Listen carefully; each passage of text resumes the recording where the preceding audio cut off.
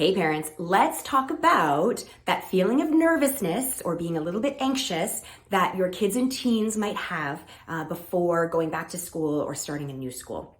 You might even have that feeling too. First thing to know is that nervous feeling is actually a good thing.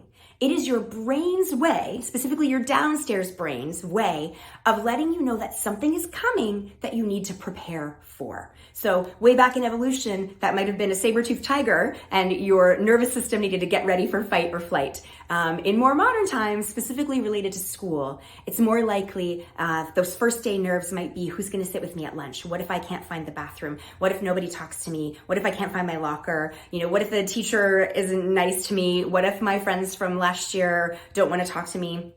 All those kinds of things that come up.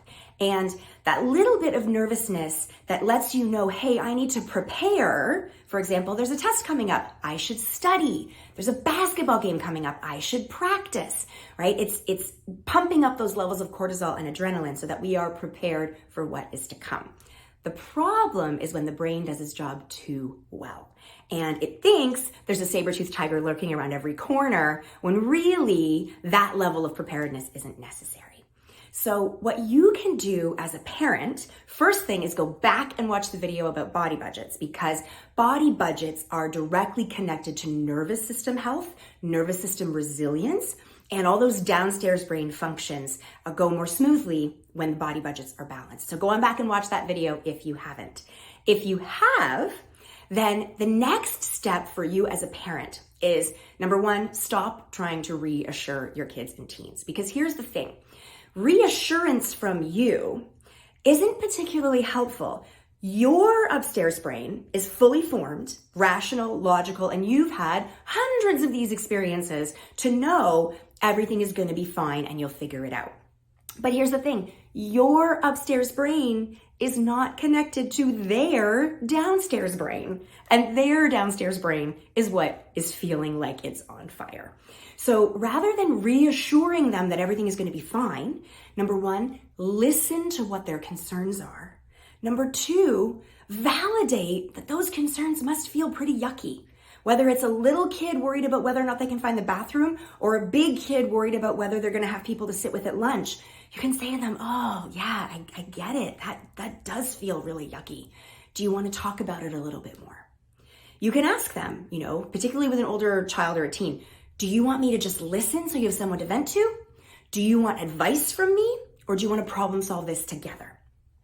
In my experience, the best way to help with the problem solving piece is to get them to list out all the things that they're worried about, and then maybe pick their top two and problem solve those things together. Saying things like, yeah, that would feel pretty crappy if you walked into the lunchroom and didn't have anyone to sit with.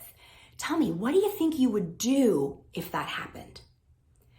When they have a chance to think through their worst case scenario, and then think of ways that they can avoid that worst case scenario, ways that they can actually prepare, they're letting their upstairs brain take the pressure off of the downstairs brain and the nervous system.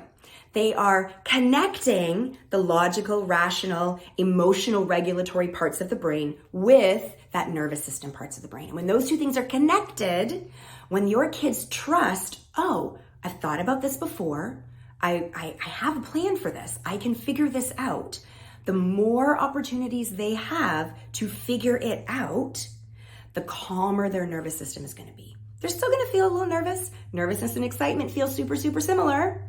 They might even feel a little bit anxious sometimes too, and that's okay because they can do hard things when they have you walking beside them, connected and comforting, and letting them know that you hear them and letting them know that you trust them. Now, as always, if your child's anxiety is interfering with their sleep on a regular basis, if they're not able to eat because they've got a nervous stomach, they're feeling nauseous, if it's interfering with their ability to enjoy their lives and to sort of go out and have new experiences, by all means, seek professional support. Talk to your child's pediatrician as a first step and then let them guide you. But if you're looking for specific ways to help guide your humans, whether they're little and starting school for the first time or whether they're about to head off to college, whatever it is, if you're looking for ways to guide your specific humans through this problem-solving process, because I can only give you a tiny little overview in 5 minutes, then book a Connect with Kate call, because I would love to talk with you.